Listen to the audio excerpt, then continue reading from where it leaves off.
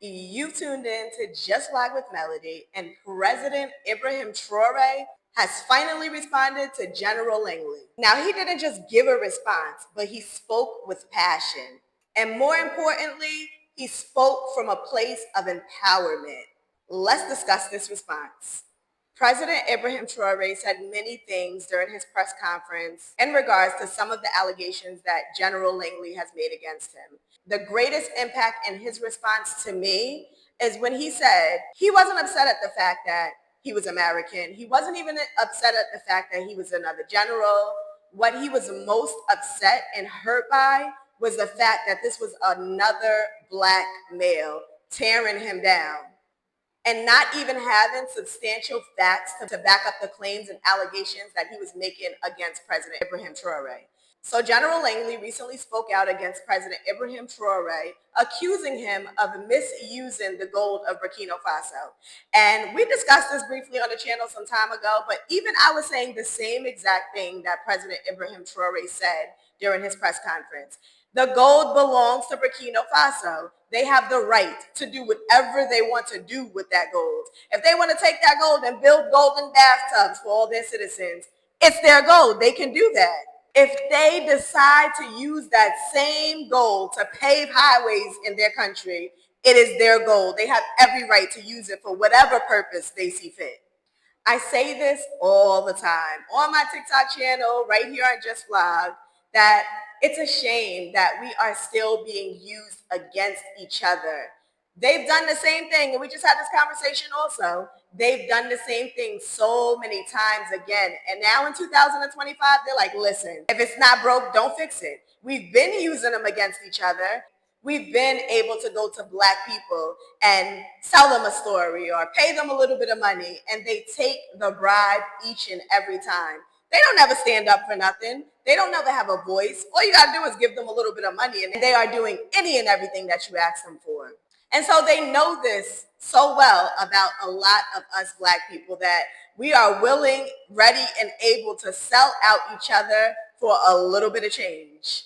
And it's a sad reality because when I look at other nationalities and I see how well they band together, I see how well they operate and function within their communities and how they work together to establish something for their race. Now, do they bicker and argue? I'm sure they do. But if they do quarrel or have any issues, you don't hear about it. All the world is able to see is the fact that they are working together, that they are sticking together, that they are helping to uplift one another.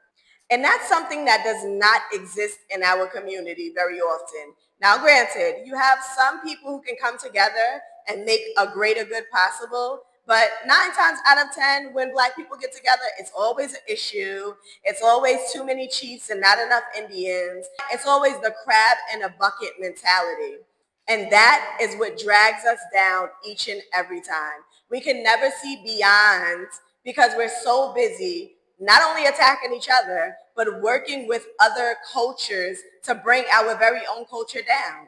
When we see another black person being successful, we're not quick to go and praise that person for their success. We're not quick to support them. But what are we doing? The first thing we do is look for a way to destroy what it is that they're building. But I think a lot of us don't understand that when you are tearing down another black person on this earth, you are essentially tearing yourself down. And I don't think a lot of people realize this. They look at it like, oh, we're very separate. I don't even know that person. That's just another black person on this earth. But we very rarely look at each other as family, even if we're complete strangers. We're very slow to welcoming with open arms other members in the black community, unless we personally know them. When I seen the interview with General Langley and the things that he spoke out against President Ibrahim Traoré, it just broke my heart because I'm tired of seeing stories like this. I'm tired of seeing instances where they are using us against each other, where they are dominating by doing just this, and that we are still falling for these tactics in 2025. General Langley never came out and said, listen, maybe I had some misinformation. Maybe they set me up a little bit for that one, or never issued an official apology. And I think that is something that he has to do. He has to come forward and apologize for the things that he has said and acknowledge the fact that he was wrong. Or maybe even acknowledge the fact that he was used, like they use so many Black people who want to be in a position of power and authority. Let's take P. Diddy for example. This is someone who didn't have such a great life, right? Who struggled to actually make something of his life. And what did they do? They used that as an opportunity to elevate him, to give him all of the things that they knew that he wanted. They gave him his whole life on a platter. And guess what? Within the same breath, when they was ready, they have broke him all the way down. And look at where he is right now. And this is exactly what they continue to do to us. This is what they continue to do within the Black community. They use us as pawns. They get whatever it is that they want to get. And as long as you continue to obey and follow the rules, you may be okay. But the moment that you get out of line, they are quick to destroy your image and quick to take away everything that they handed you. And this is why I always have the mentality, don't be so quick to get somewhere in life. Take your time. Because if it's meant for you, it is going to come to you and it is going to flow into your life regardless of anything.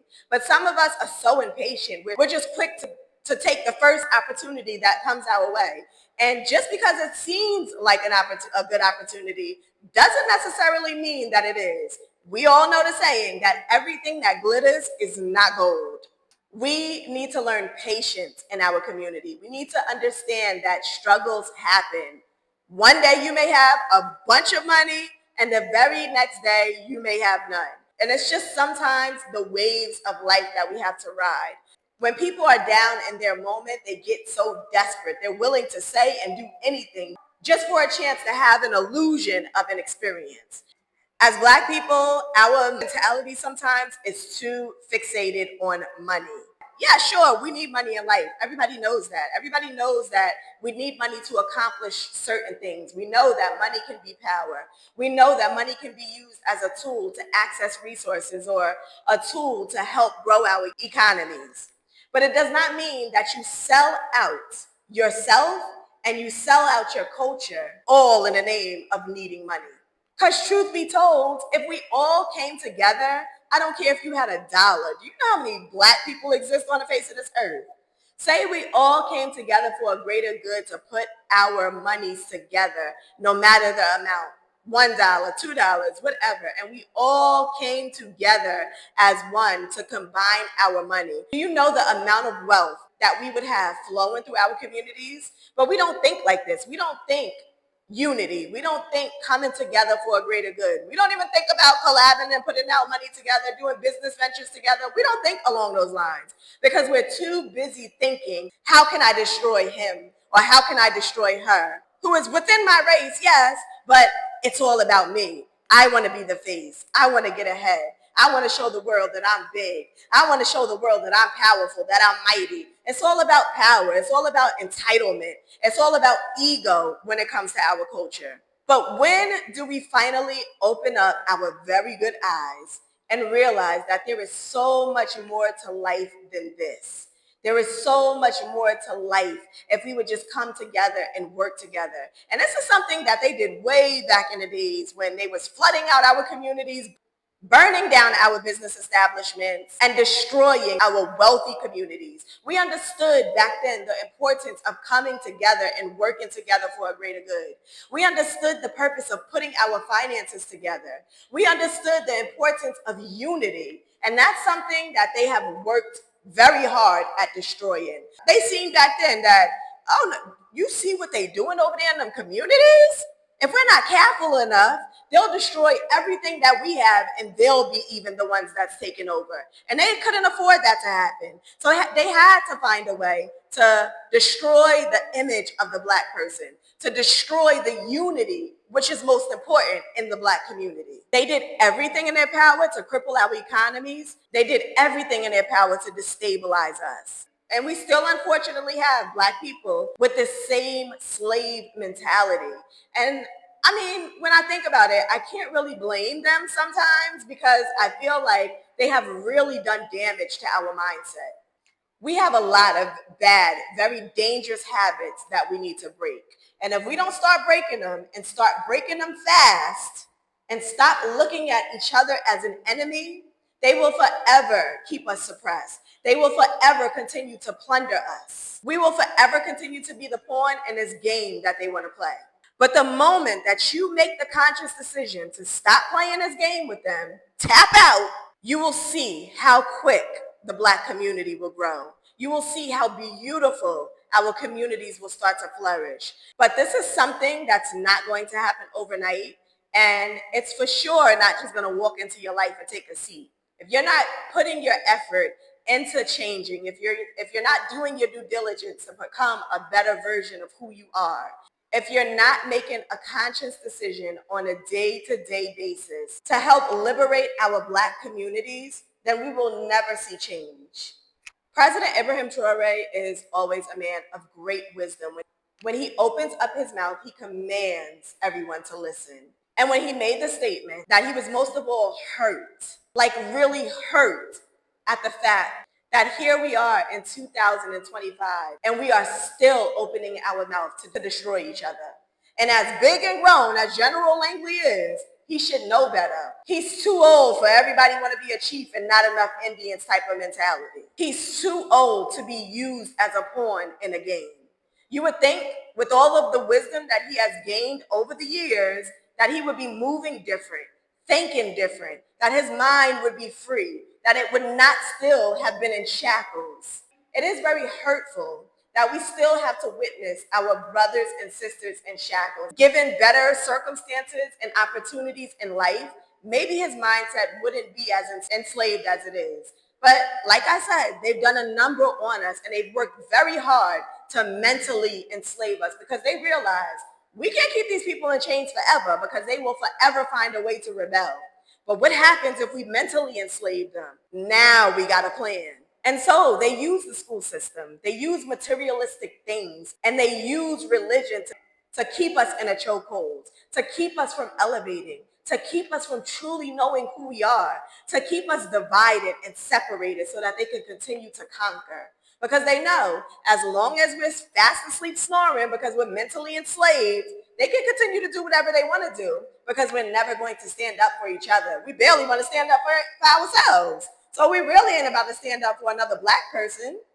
But I will say, while it is unfortunate that we still have a lot of Black people who are mentally enslaved, we equally have so many who are breaking the chains of this mental slavery, who are stepping up and stepping out and saying no more, enough is enough, who are taking the initiative to support each other and to help uplift the Black community.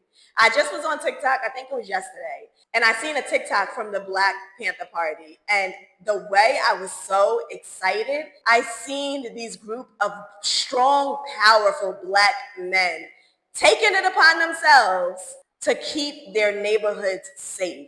They were on foot patrol in the streets, walking around just like a police officer would do. And in fact, they was in them streets harder than a police officer would. And I just felt so proud in that moment that some of us are actually standing up and rising up with a voice. And some of us ain't come to play no games. We have some that should be warriors in this moment. That's their job in this moment. It's the battlefield. We have others that are intellectual thinkers, the thinkers of the bunch. We have others that's supposed to be out there in the field doing that footwork, getting those opportunities, making negotiations happen. I think I mentioned this in one of my last videos that we all have our roles to play. And the moment that we wake up and realize that we are all equal, nobody's role is better than the other because at the end of the day, it all has to work together for a greater good. That's just like our body. You don't see your mind arguing with your hands, arguing with your toes, arguing with your feet, arguing with your heart, arguing with your liver. You see all of the beautiful functions of your limbs, your organs working together because they all understand that we have a greater good of keeping this body alive. That is our greatest agenda. It doesn't matter that the heart works to pump the blood. It doesn't matter that my hands are used for me to be able to grasp and pick things up. It doesn't matter that my eyeballs are created to see. They're not, you don't see the brain arguing with the eyes. Why you gotta see who you think you is? You're not even seeing correctly. Imagine if that were to happen. How would your body be able to function on this earth? You would be walking around a complete hot mess. But because your body works in perfect harmony with no argument amongst the various parts of your body, you're able to live a satisfied life. And that is exactly how we must function within our community. We must function just as our bodies function. We must move just as our body moves, working together for a greater good, understanding our functions, and knowing that your role isn't better than mine. Your role is different than mine. You have a different purpose in your role. Likewise, I have a different purpose in mine. And the quicker we understand that, we begin to see ourselves and see our brothers and sisters in a totally different lens. We begin to understand that it's not about fighting for power within our community. It's not about who can be the best or who can run the fastest or who can get the best opportunity or who can sing the loudest or who can get the best words out the fastest. But we need to come to an understanding that we all must work together in unity and appreciate everybody's function in its respective place. We're not getting ahead of each other, but we're all working together to arrive at the same exact destination. And there is nothing more powerful than that. That is it for today's video. Drop a comment down below and let me know what your thoughts are on today's video. If this is your first time here on the channel, let me take this opportunity to say welcome, and please consider hitting that subscribe button before you go.